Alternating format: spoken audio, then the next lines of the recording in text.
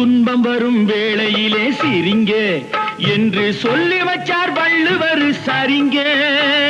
துன்பம் வரும் வேளையிலே சிரிங்க என்று சொல்லி வச்சார் வள்ளுவர் சரிங்க. பாம்பு வந்து கடிக்கையில் பாழு உடல் துடிக்கையில் யார் முகத்தில் பொங்கி வரும் சிரிப்பு.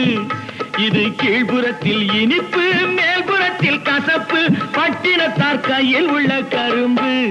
இது பட்டினத்தார் கையில் உள்ள கரும்பு.